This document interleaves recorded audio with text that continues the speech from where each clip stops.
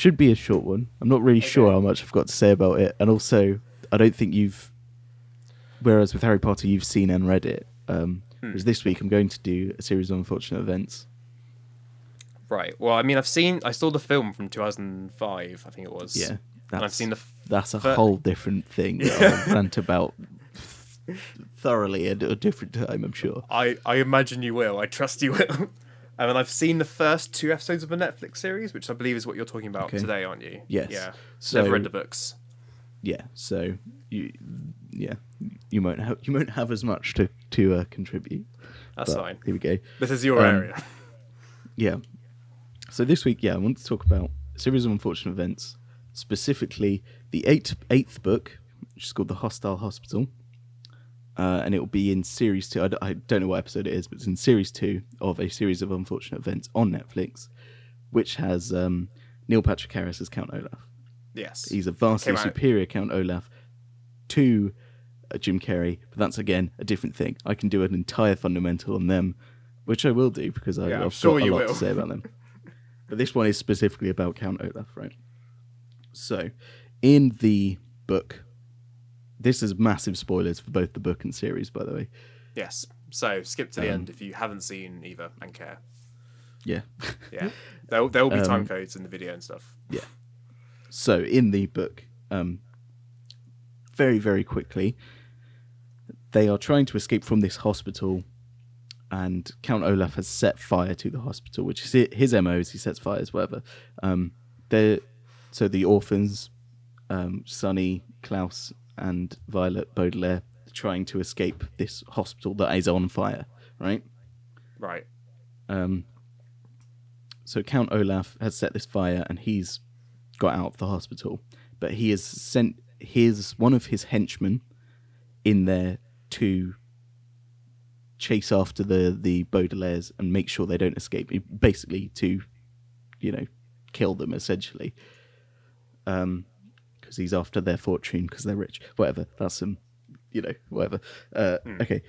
So the main difference is, right, in the book, this henchman is chasing them constantly. It's really a tense chase scene through this hospital. They manage to lock themselves in a cupboard and escape through the window, right? Right. While the hospital's on fire.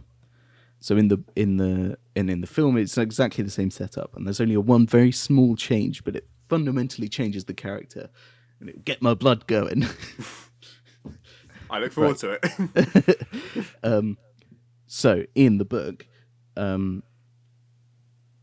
this henchman who's massive, like really strong and muscly and whatever, is trying to bash down the door, and so that's the threat basically. It's like, can they escape? Can they get through this window and escape and jump down to the ground before he breaks through and kills them? And they do. Spoilers. They do. They manage to escape, but they leave him in there inside this burning hospital where he burns to death and he dies. Right. Right. So he's just dead. And Count Olaf doesn't give a fuck. He's never mentioned again. Count Olaf doesn't give a shit. Right? Yeah.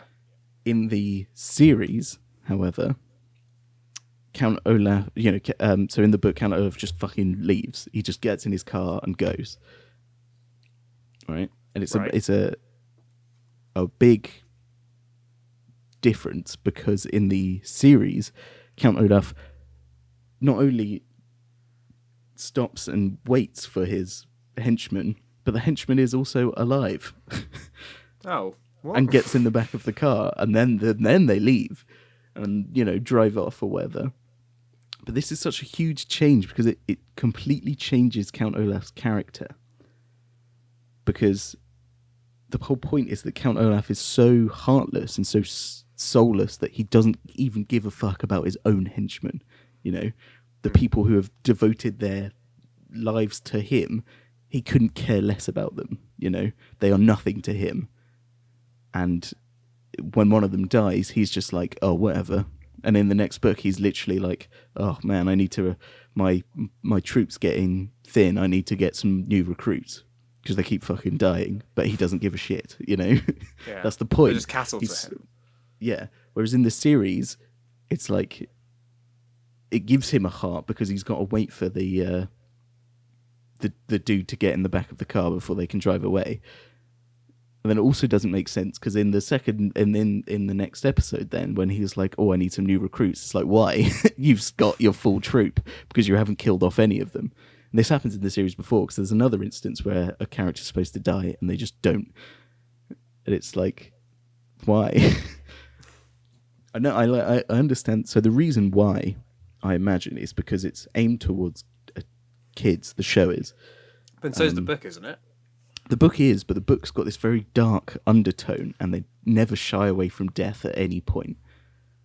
Right. Like the whole point is that look, death surrounds these kids, and they rise above it. You know, and even Count Olaf. But what I'm trying to say is this: the fundamental difference is it makes Count Olaf a much worse character because he's such a good villain because of how little he cares. The only thing he cares about is getting more money.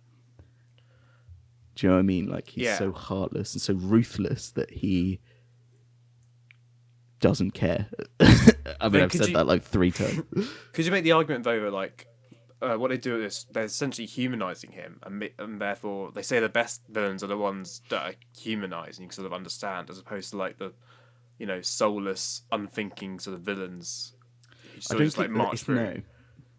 But it's not really like that, or at least it's not really written like that.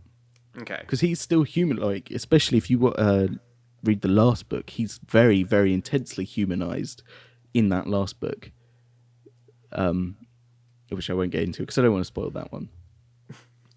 But they do that in the last book. But the whole point is like that's supposed to be a revelation that he is, he humanized, whereas. But also the point of the last book as well is to show that how much the kids have grown up, so that they can see him as a person, not just this ruthless villain. Right. But also, I do think it's important that we do still see him as this ruthless villain, because then in the series, it the way it plays out is just really it's like they're coddling you. Do you know what I mean? It's like they can't die because this is a kids show and no one can die in the kids show. It's like their parents literally fucking died on screen already. Why can't we have this guy die?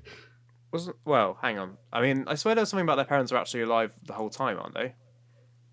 Well, that is a whole plot thread, but oh, okay.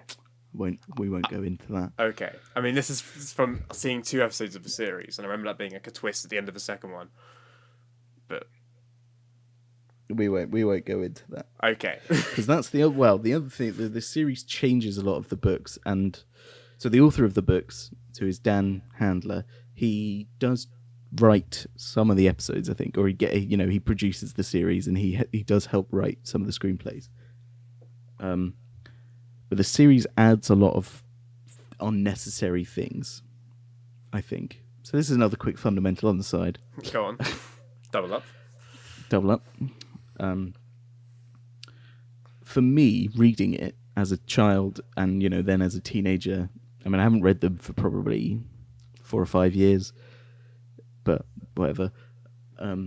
So reading them, the whole point is that the adults in the story are really fucking stupid. Right. And it's supposed to be about how these kids learn and grow, and they've got to be so independent and strong themselves because all of the adults in their lives are just useless and terrible or super duper evil and ruthless, right? Just like in real life. Like in real life. And it's like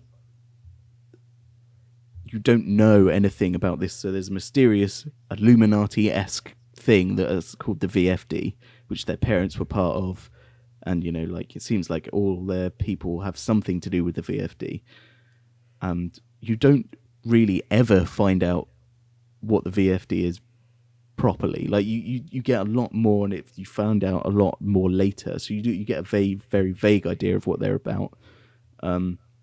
You never really truly find out who their parents were. All these massive secrets, and I think a massive part of the books is not knowing things. Yeah, it's the mystery and not is the every mystery, is the yeah. great unknown, and not every question whereas is in answered. this, yeah, but it makes everything so much more intriguing because you're like, oh, I want to read the next one because you want to find out, this and that. But you're sorry, you are as in the dark as the characters are in the book. Whereas in the series, there's so many little asides where it gives away loads of, like Easter eggs that give away loads of future plot points that are very important plot points. And it's like, I feel like that was really, I don't know, it just felt so unnecessary. And it's like, but we as the audience now know stuff from, the last book that the characters won't know until the last episode. It's like, why are you showing us that now? Because when that's revealed to the characters later, it's going to be a lot less impactful. Right. And it just adds a load of stuff, and it's just annoying. Basically, the book's really good, the series is okay, the film is fucking trash tier, and I hate it. Oh, okay. See, I mean, having never read the books or anything, I thought the film was. Well, to be fair, it's been a long time since I saw it, but I remember it being okay. I imagine you take great objection to that. It's just Jim Carrey being Jim Carrey, but this time in a series of unfortunate events. We'll get on to why you hate that another time, then, I guess. Yeah. Unless you want to keep going. No, it's fine. Also, I'm not sure. Well, a fundamental way, again, you've got nothing to add is like you doing something about Evangelion when I've got nothing to add. Do you see what I mean, though, about that change? Yeah. That's a very small change, and it's like... I mean, you're right about how that... I mean, that is a seemingly small change, but it does completely change from being like, being ruthless and caring only about money to being like... Yeah, to have... Because I remember in the first episode of the series, he has like this whole troupe, like an acting troupe. Yes, and even though acting troupe, yeah. And even though I was unfamiliar with like most of the series and stuff, it seemed weirdly out of place. Like, why has he got friends? He doesn't seem like the kind of person. He seems like the kind of person who operates alone. Well, so that's the thing is he doesn't. In the book, they're never his friends. They are his troupe, his minions, his henchmen. Yeah. At no point are they his friends. Like, he doesn't care about them at all. They are there to serve him. Yeah. The series doesn't have the same vibe. Yeah. No, it doesn't. They feel like a troupe. They feel like a group of friends trying to do this, evil thing or whatever.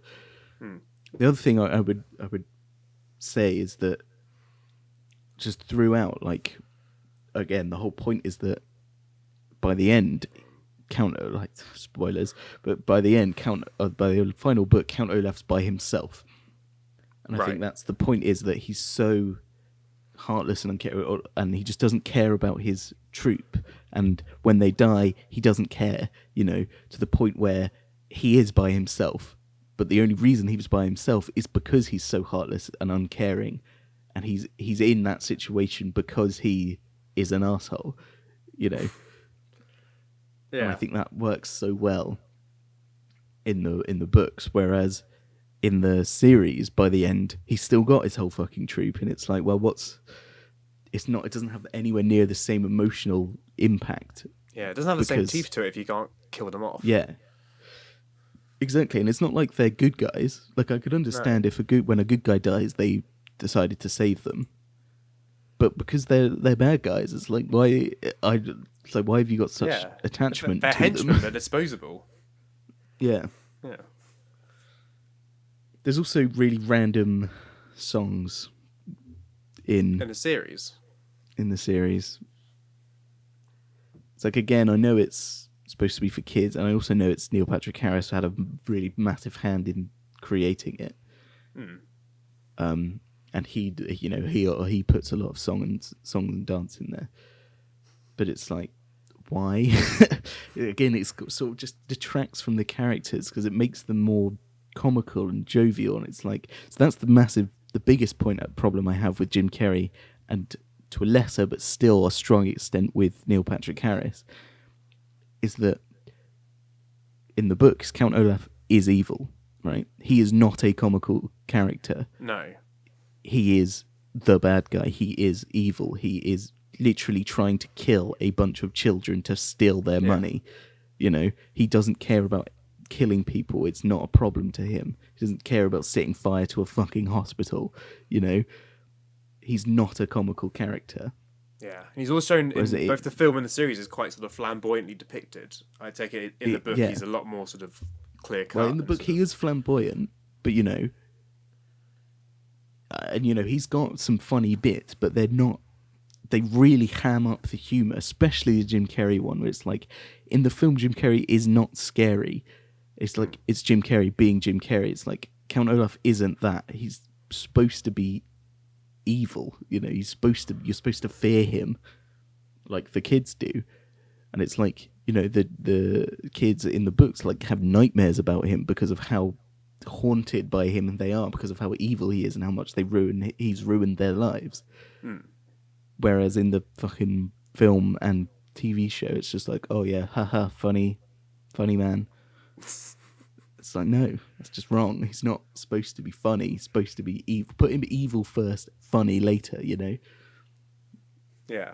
It's just a change that I think ruins the character. Like, Neil Patrick Harris is decent at it because he still has some very good evil moments in it. But he's not evil enough. He's not evil enough, you know? They don't get... Especially when they throw a fucking musical number in there. It's like... Just why? It's Dr. Horrible too. Well, yeah, it feels like that, you know? It's like... No. Neil Patrick Harris's contract is he can't play a villain without breaking into song. Yeah, clearly. Gone Girl was a different movie, you know? Yeah.